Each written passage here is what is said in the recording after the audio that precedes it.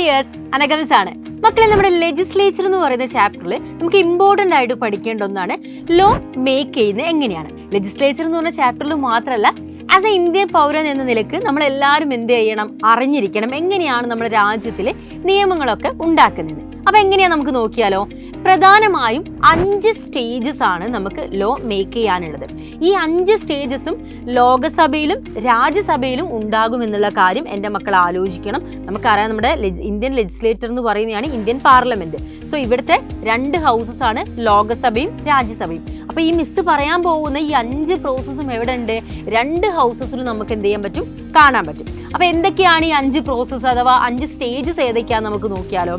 ഒന്നാമത് first stage and first reading. ഈ first സ്റ്റേജിൽ എന്താ നടക്കുന്നത്? ഒരു MP ഒരു സബ്ജക്റ്റ് അവതരിപ്പിക്കും. നമ്മുടെ പാർലമെന്റിലെ ഏതെങ്കിലും ഒരു MP ഒരു സബ്ജക്റ്റ് അവതരിപ്പിക്കുന്നതാണ് ഫസ്റ്റ് സ്റ്റേജ് എന്ന് പറയുന്നത്. Second stage and second reading. അവിടെ എന്താ നടക്കുന്നത്? ഈ MP അവതരിപ്പിച്ച സബ്ജക്റ്റിനെ കുറിച്ചുള്ള റീഡിസ്കഷൻ. അതായത് ഫസ്റ്റ് സ്റ്റേജിൽ അവതരിപ്പിച്ചു കഴിഞ്ഞു, അതിൽ ആളുകൾക്ക് അത്ര സംതൃപ്തി ഒന്നുമില്ല. സെക്കൻഡ് സ്റ്റേജിൽ വന്നപ്പോൾ വീണ്ടും അത് ഡിസ്കഷനൊക്കെ ഇരിക്കുന്നു. ആ ഒരു സ്റ്റേജാണ് നമുക്ക് എവിടെ കാണാൻ പറ്റുന്നത്? Second stage and second reading. ഈ റീഡിംഗ് എന്ന് പറയുന്നത് എന്താ? ഒരേ സബ്ജക്റ്റ് 2 തവണ നമ്മൾ വായിച്ചു, ഫസ്റ്റ് സ്റ്റേജിലും സെക്കൻഡ് സ്റ്റേജിലും.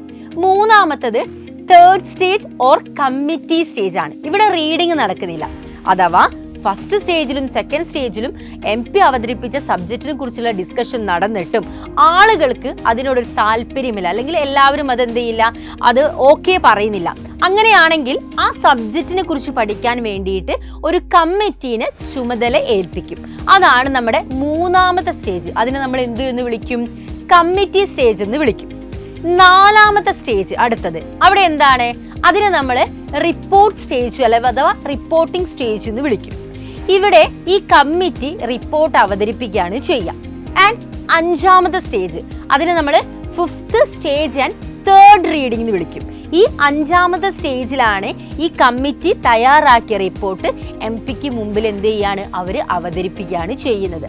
അപ്പം ഒരേ സബ്ജക്റ്റ് ഒരേ ടോപ്പിക്ക് നമ്മൾ 3 വട്ടം എന്ത് ചെയ്തു, ഒരേ ടോപ്പിക്ക് നമ്മൾ 3 വട്ടം എന്ത് ചെയ്തു, നമ്മൾ പഠിച്ചു അല്ലേ, അത് റീഡ് ചെയ്തു. അതാണ് നമ്മൾ ഓരോ സമയത്ത് റീഡിംഗ് എന്ന് പറയുന്നത്. അപ്പോൾ first stage and first reading, second stage and second reading, third stage or committee stage നമ്മൾ വിളിക്കും, fourth stage or report stage എന്ന് വിളിക്കും, and fifth stage and third reading. ഇങ്ങനെ 5 പ്രോസസ്സിലൂടെയാണ് നമ്മുടെ രാജ്യത്ത് എന്ത് മേക്ക് ചെയ്യുന്നത്, ലോ മേക്ക് ചെയ്യുന്നത്. അപ്പോൾ എങ്ങനെയാണ് നമ്മുടെ രാജ്യത്തിലെ നിയമങ്ങളൊക്കെ വരുന്നത് എന്നുള്ള കാര്യങ്ങൾ ക്ലിയർ ആയല്ലോ. അപ്പോൾ ഇതേപോലുള്ള ഒരുപാട് ഇൻട്രസ്റ്റിംഗ് ടോപ്പിക്കായിട്ട് നമുക്ക് വീണ്ടും കാണാം.